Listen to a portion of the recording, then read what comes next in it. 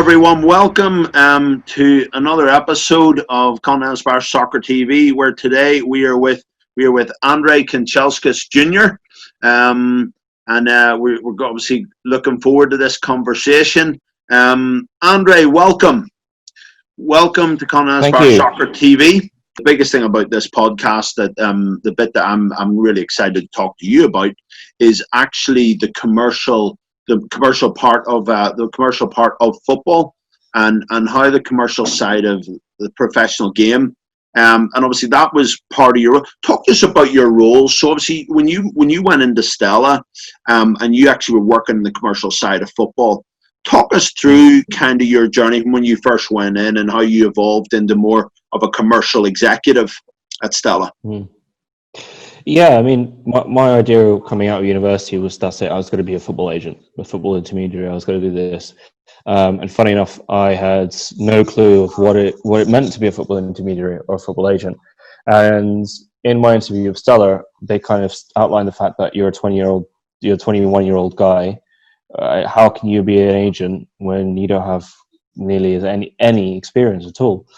So it kind of got me to reevaluate what I can do for the agency, and it got to a point that they needed someone to help in their commercial side of the job, and I was more than willing to help out, because at the end of the day, it's working with football. But it's not just working with football; it's working with stars like Gareth Bale. It's working with stars like Joe Hart at the time, Ashley Cole, and I just couldn't pass out the opportunity to kind of not work with these phenomenal players. So I got into the role, and basically, to summarize what the role is, it's basically getting off-field endorsements for football players. So by that meaning, on-field endorsements is their boot deals and kind of their team at the time, and off-field is anything that they can do individually as an individual player to help brands and different other businesses in kind of their marketing strategies and their commercial work and their advertising, and it's basically utilizing their stardom and their kind of celebrity status to help brands achieve their aims commercially. And started doing that at Stella, and that was the way it started, and I got the ball rolling with all the commercial work there. Okay, and when you kind of look at that, and obviously going into that world, which I'm sure was a massive education for you, Stella being probably one of the biggest football agency in world football. So what do you think some of the misconceptions are when kind of fans and just people, what they don't understand about professional football, in terms of what brands what misconceptions are of that people think, oh, you're a professional footballer, these brands are just lining up to sign you and give you millions of pounds per year?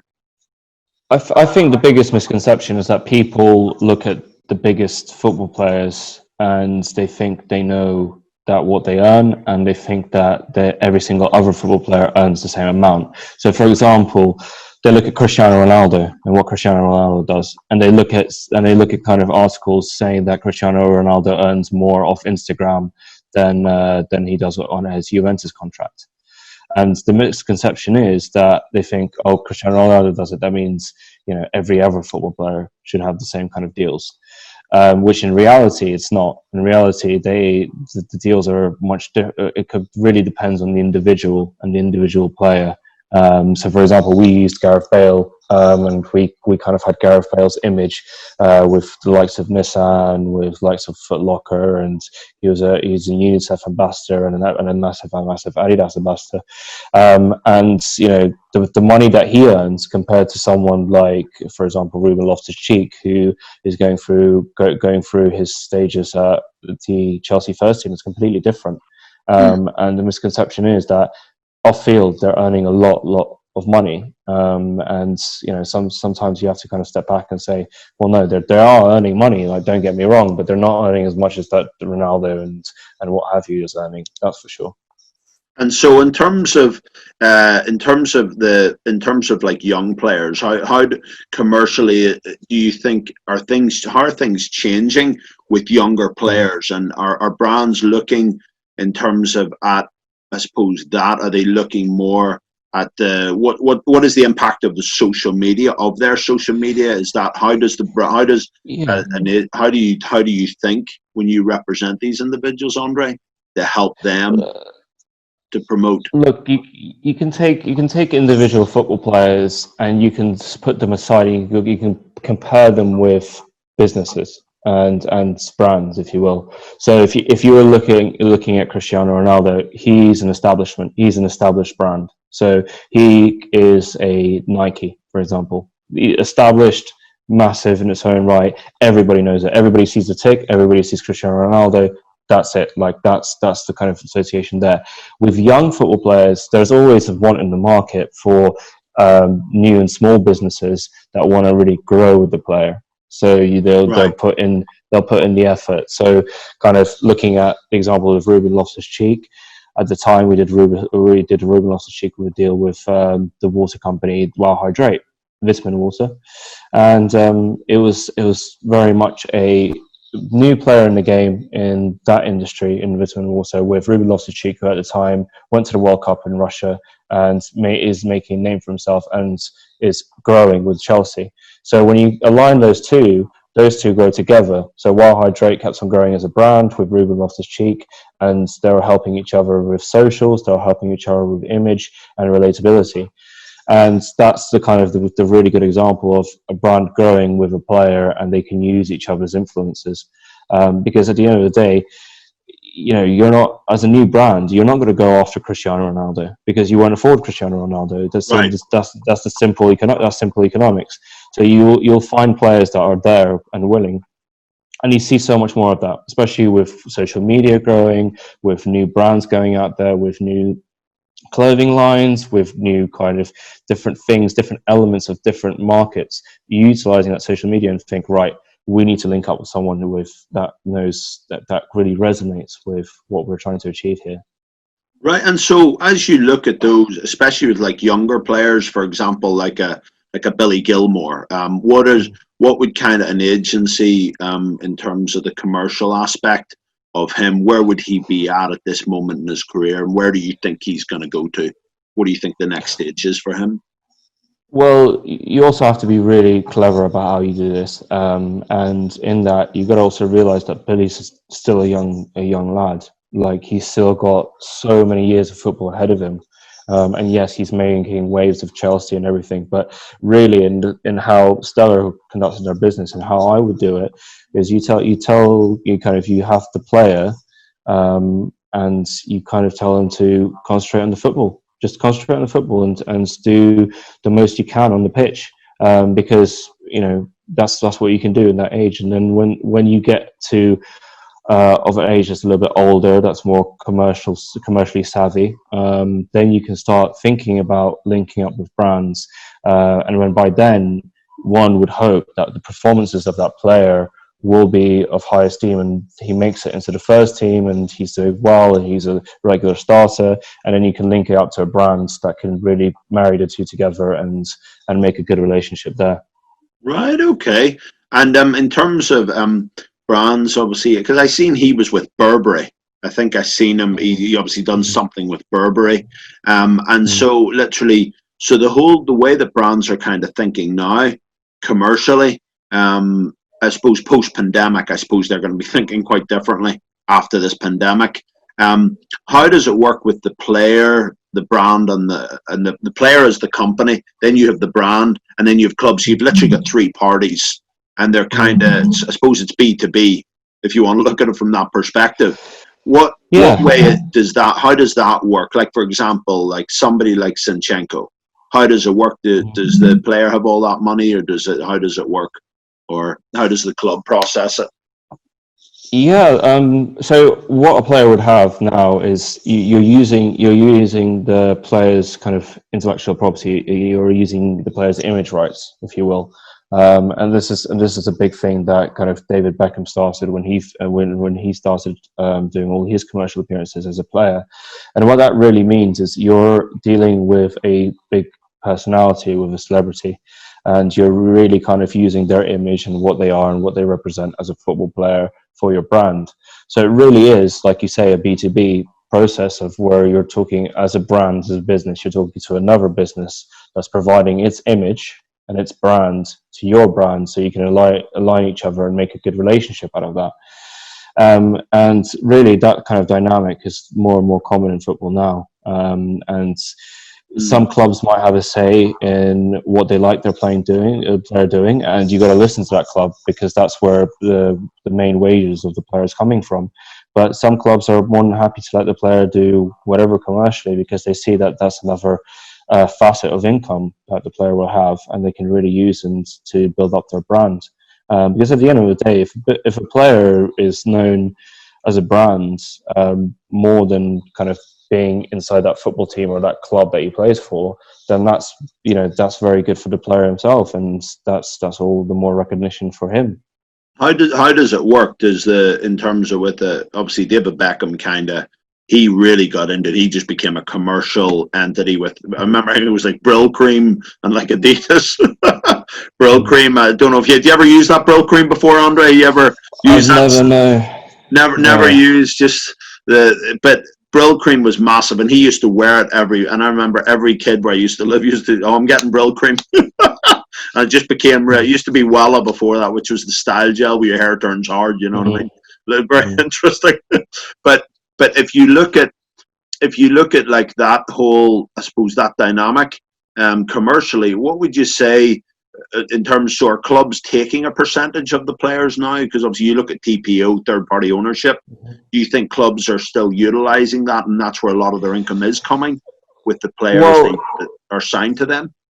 It's difficult to really say that all football clubs do that. I mean, there's agreements in place that football clubs have where they have with a player or with their playing contract, they have another kind of commercial contract that they put in front of them, which kind of says that they would want to have parts of his image rights. Whether it's 10%, whether it's 50%. So what happens is, when you're building a player as a brand and you have his image rights, the player, if they own 100% of the image rights, they take 100% of what that commercial brand gives them. And then, of course, there's agency fees involved. There's other fees depending on what the agent wants and where the agent has found the deal and what have you. But there's another way where clubs are now taking part of the image rights of players. So say a player has 10% image rights that they give away to their football club. Whatever they get from the commercial side, they also have to bear in mind that 10% of that income goes to their club. And some clubs use that, and some clubs can put that as down to using them in their own club sponsorships, for example. And that could be a justification for that. And, like, for example, the Manchester United have loads and loads of brands attached to them, but Chevrolet, for example, might want to use some Manchester United players. Then Manchester United players would actually look at Manchester United as a club would look at the Manchester United players that have image rights agreements with them and would prefer to use them, because they give part of their money that they get from image rights anyway to the club. So there's that dynamic there definitely in place, and clubs are more getting in tuned with working in that format. Right. Okay. So you would definitely say that things are definitely changing within the profession, where literally do players ever get irritated that the club is literally going to be taking more of their money commercially? Well, you do get irritation sometimes, but at the end of the day, the club's paying their wages. Like the club is the main provider for them. So actually, when you actually look at it, and when you actually look at what they're asking for you to give back, or what they're asking for you to do, you kind of see it, and you kind of say to yourself, that would help my club out, and therefore it'll help me out, because I'm employed by the club, and I want to do the best for both parties. Quite a good understanding there. And what, in terms of, so obviously when you were at Stella and players had commercial contracts, so how does that dynamic work when they're going to, just for our audience and stuff, you understand, how does that actually work? Would they come directly to Stella, or do they usually just, because obviously they can't just contact the player? There's loads of things, and there's loads of different areas. There's loads of agencies out there that would have, for example, a Coca-Cola account, and then they would talk to Coca-Cola directly, and then they would find the talent for that.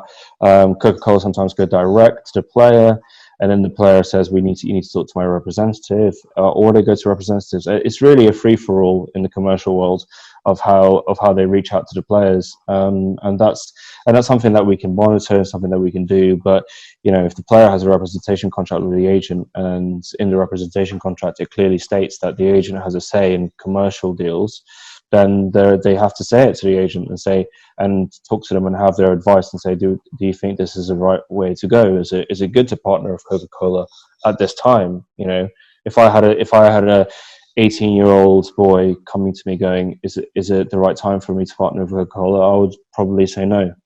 Right. You've got to prove it on the pitch. You got to build your brand. You got to build your own kind of playing style and be your own individual. And then when he's 22 years old, he can have that situation where Pepsi come in for him, and he goes, "Oh, is this the right time for me to go with Pepsi?" And I'll think, "Well, yeah, it is the right time. You've built up your own brand. You've built up your own personality, and we can go from there."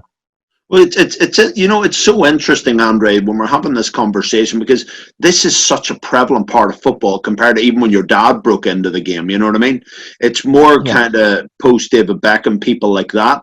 And obviously, I know other coaches or other retired players from like the 90s, and they got things here or there, but it wasn't like what it is today. And I think I was listening to Roy Keane. And he was complaining about Jesse Lingard because he's commercially very good, Jesse Lingard. And he was saying, do that stuff later. And then him and Gary Neville were having like a debate about it. And I thought, and I started to think about it. And I thought, you know what I mean? They only have a certain amount of time commercially. They have a lifespan, don't they? It's a bit like their playing career. They're kind of parallel, aren't they? So what would you say, like Roy Keane was saying, they want to forget about the endorsements. What would your thing be if you're kind of speaking to like Roy Keane and him saying that they should be more focused on the football, forget about the commercial aspect of the game? I think you have to strike the right line and you have to strike the right tone. I think when you look at football in general at the moment, yes, there's a lot more commercial stuff going on. And for some people, you might think that their performances off the pitch in their commercial world is affecting their performances on the pitch, and that's really the main worry of the football industry now. Is that there's a lot of players that are doing a lot of things off pitch that could really impact their game. But the reality of it is that commercial partnerships, their brands are all considering, and they're all very considerate of what players do. So when we're talking to a brand, when we're talking to certain businesses, we make sure that the player does their commercial commitments when it suits them. It's not overly strenuous. It's in the best environment possible. It's all efficiently run and it's all efficiently done. And it's during a time that doesn't take it away from any training, that doesn't take them away from any other external activities that they may do, and it won't hinder the performances. That's what we have to take in place. And some people might not realize that there's a lot of planning that goes into the commercial stuff there, that to make sure that the player is at ease at every single time. So my argument would be to someone like Roy saying, yes, I kind of agree where you're coming from, but you also got to understand that we're trying to make it as easy as possible for the player so that he doesn't have these stresses. Yeah. You know?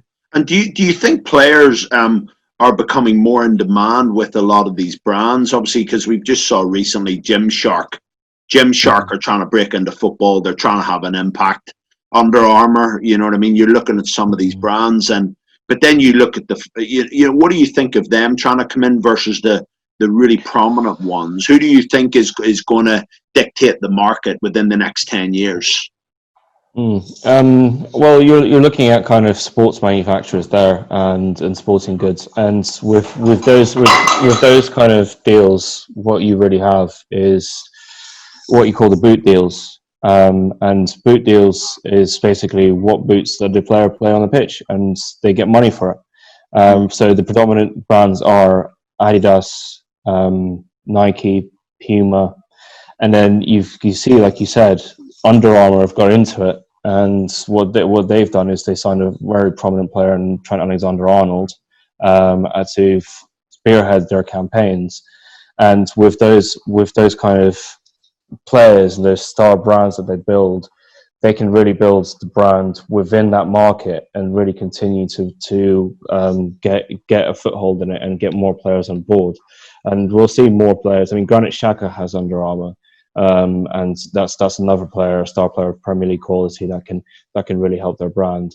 And the more players that you get, the more recognition that brand will get, and the more of a foothold we'll get. Gymshark might do it, but Gymshark, to be honest, their USP is very much one of the gym apparel side, and one of just, they're not really in the football market, so I don't see how they can do it. But then again, some people have said that with Under Armour 4 years ago. How would Under Armour get into that market? So it's a quite interesting way of doing it, and you'll see loads of people trying to get into it. Back in my dad's day, my dad wore Asics throughout most of his career as his boot sponsor, and Reebok as his boot sponsor later down in his career. And those two companies practically don't exist in the football boots game. That's interesting. Wow.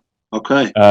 Because it just turns over, brands come and go, and whatever happens. I mean, Drywall was another one that was making waves 2-3 years ago. They were sponsoring QPR, Watford kit. They were providing boots for certain players, and they fell off the radar. So it's a very interesting market where you can kind of see where it's going, really. So would you say, like, as an agent, you have to really have a clear strategy for you, as in terms of when you're representing players, Andrei? Would you say that bit? And what other brands that do you think are great deals for players? They're not long term, but they're well, you got to understand the player that you're dealing with. Like, I've got a good relationship with the likes of Adidas, Nike, Puma, and what have you. When I sit down with a player, I would say, right, what kind of football boots do you like wearing? And the player goes, oh, okay, I really like Nike. So I get on the phone with Nike and go, right, this player really likes Nike. What can we do? Same with, like, the example, I think Brandon Williams from Manchester United.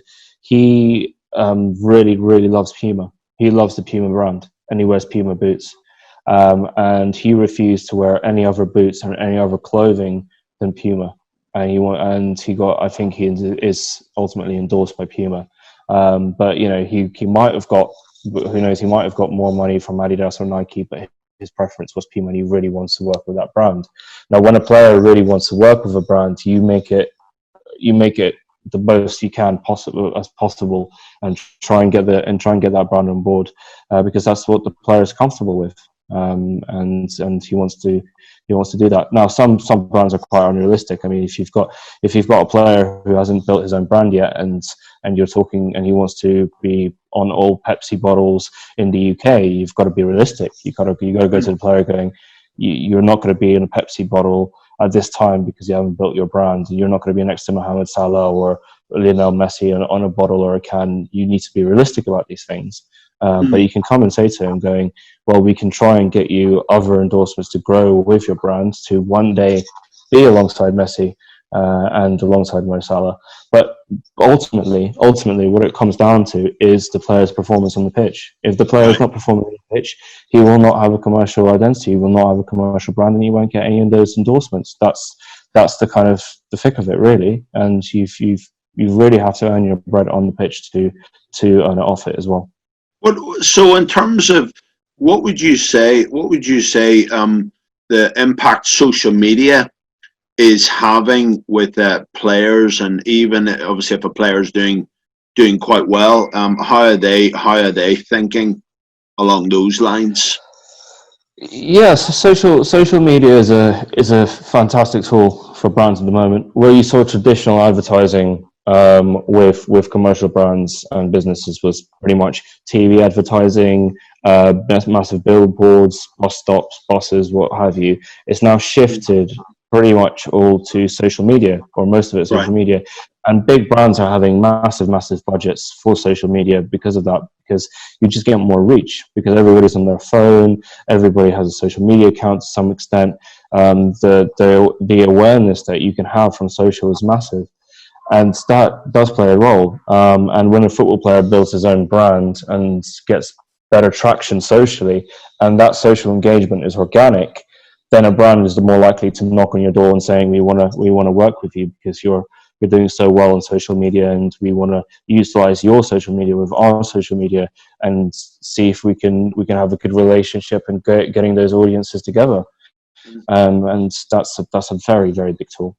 And so in terms of, what do you think of like influencer marketing of players, where they do influencer stuff? Because you always hear about them on social media and the amount of money that they generate. Do you think that's where a lot of players are making a lot of their money commercially as well? I wouldn't say the influencer. To be an influencer is more of a full-time job these days. I mean, you're a social media personality when you're a football player more than an influencer. So the money that players get is more to do with the brand side and the brand paying them that money instead of Instagram or YouTube paying that money. Where we know full well that influencers do get income from there. But it is a big time full job. Now, when they link up together, that's a different question. That's something that they can do together in a fun, big kind of social awareness strategy. But predominantly, what pays the bills is the football players' performances on the pitch and nothing else other than that, and the commercial stuff comes in with that performance. And so basically, whenever they're playing, because I was always told, like, when a player's playing, people will come to their social, for example, their Instagram page, and they will say, "Okay, I really like you. Could you advertise this on your account because they have a massive reach?" What would you say the impact of that actually is, of them actually making money just from people paying them, or what they charge per post? It all depends on the player. It all depends on what the player is comfortable with. So, say a player has over 1 million, over 2 million followers, then they can charge from $5,000 a post to 25 grand, depending on what you want to post. But it's all subjective. It's all kind of where you feel comfortable in what you want to post. I mean, I know that the social influencers, or the mega social influencers in any kind of industry charge massive money to use it. You know, influencers with 25 million followers who do it as their job sometimes charge 50 grand a post. Just one post to go out to 25 million people. But they can charge that 50 grand because they know that they'll hit the right targets, and they know they'll hit the targets that the brand wants. So if the brand is really looking into the football market, and they take the likes of Cristiano Ronaldo, they pay the money for Cristiano Ronaldo to put it on his social, and that's 80 million or whatever. I think he's like 200 million subscribers, and that's the engagement there, which is that's huge, isn't it? Yeah, that's absolutely massive. It's massive, and when you advertise something on social media, all you need to do is click on that link, and then you're off to a shopping cart. You're off to kind of like, I don't know, a subscription platform straight like that in one button, and that's so powerful, and that's such a powerful tool. And someone like Cristiano can really utilize his 200 million followers to get those people to click on that button to buy or subscribe. And so in terms of, whenever you're looking at that and kind of looking, how do you think millennials are thinking about money, millennial players? Do you think money is more their priority if you're looking at it from the commercial and from the agency side, Andrei? Because you're looking at it from two different spectrums. Yeah, it all depends on the individual. With my experiences, you can get both. You can get people who are saying, right, I'm a player who plays in the Premier League, who plays for a top 6 side. I should be getting a lot of commercial endorsements. And there's other players who just think, oh, you know, I'm very happy to provide my performances on the pitch, and social media is kind of a hobby, but you know, I can see things myself doing is that, and then kind of just just being content with that. I mean, at the end of the day, they're there to play football, and that's the aim that they should always have in their head, is to play their best football, and then the other stuff comes in later. So there's different personalities out there. It's whether there's one that you can work with and build a genuine relationship with. And so when you look at, for example, when you look at like a player like Billy Gilmour, if you look at him as a millennial, very young millennial, and I know that he, obviously his last game, I think he played for Chelsea, and I think he got 2 man of the matches. He got one against Liverpool, and he got one against Everton. He got 2 man of matches in a row. What do you think in terms of, obviously you'd obviously know the background. So do you think obviously he's going to do very well commercially? Do you think he'll do exceptionally well commercially? The more he improves. It all depends on how good his performances are. At the end of the day, that's it. Like I can't sit here and speculate what will happen 5 years down the line and whether he'll be a massive star. And it all depends on other factors, like if Scotland becomes a good national team to play for commercially. That's an interesting one. In international tournaments, because he's Scottish and he will inevitably play for Scotland. That's a big factor, because England and Scotland commercially pull in different commercial partners. So that could be another thing. But yeah, it all boils down to performance on the pitch and what the media is saying for it. Because the big thing is, if the media love you, if you're performing really, really well and you're always in the limelight, then you're going to catch the big commercial deals. And if you're not performing, or if you have media for the wrong reasons, then you're not going to get the commercial endorsements that you want to get, and sometimes you won't get any at all. Yeah, because the home nations, Andrei, are interesting, aren't they? Because the home nations are very they get sponsored by Vauxhall, especially in the UK, like England, Scotland, and Wales, or it's more Northern Ireland, so lesser associations, like you were saying. Yeah, no, that's an interesting one, you know. So how do you see like the agency business evolving kind of post COVID-19? Where do you see it? Because obviously you've left Stella and you're obviously going out into the big bad world of agency.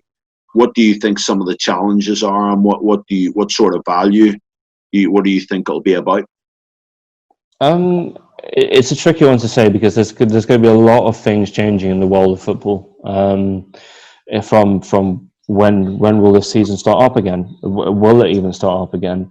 Will Premier League teams get their money that they are owed from broadcasting rights? How will the players have their contracts laid out to them? I mean, there's so many different factors that will really evolve the game. But I think this is a good time to enter the football industry from an agency perspective, because you will get in an area where there's a lot of uncertainty. There's new things to build. There's new angles and there's new approaches to look at when you're looking into these kind of crisis mode situations. And I think it's very much a situation where once football returns, financially the game will change in loads of different facets. The lower down league clubs will find it difficult, and there'll need to be some things to figure out there. And then there'll be ways to kind of have a look into how many free agents there will be in the game as well. So you've got a real opportunity there to have a platform to innovate and to provide the right solutions for the right people in the industry. And if you can get to that area of innovation, and if you can be the provider for that, then that's fantastic, and you'll be very successful post COVID-19. And so obviously starting ASM and kind of how that's actually gonna happen and stuff like that. How do you feel it's going so far, Andrei? Yeah, it's fine. I mean, there's challenging in a sense where you've got to kind of realize what the situation holds in front of you, but it's also very exciting. There's a lot of projects, there's a lot of clients to talk to, there's a lot of people that we can network with. The linking up of CAS is something that is definitely on the cards in the future, and is something that we can really work together well in. And there's loads of different things that we can work on for sure. I would say I'm more excited more than anything to what the future holds than I am kind of scared or anxious, really. And that's a really, really good sign. Did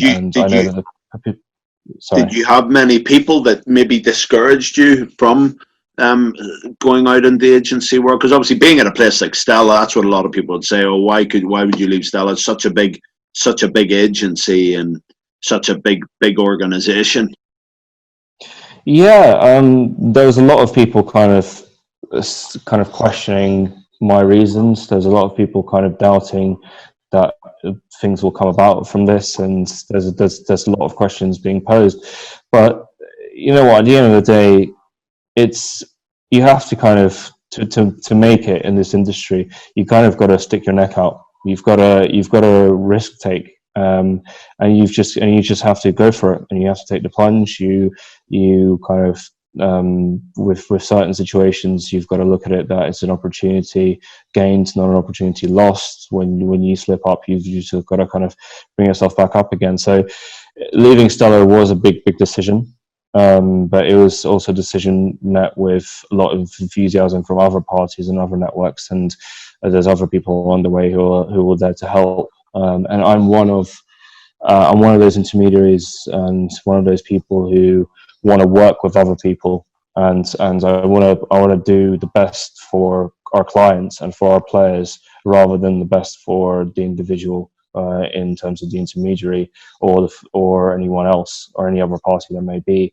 I want to work together to make football a better place for everyone, rather than just me financially, really.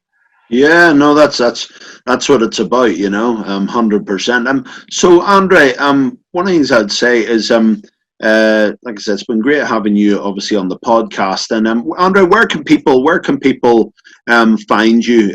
Where can they contact you?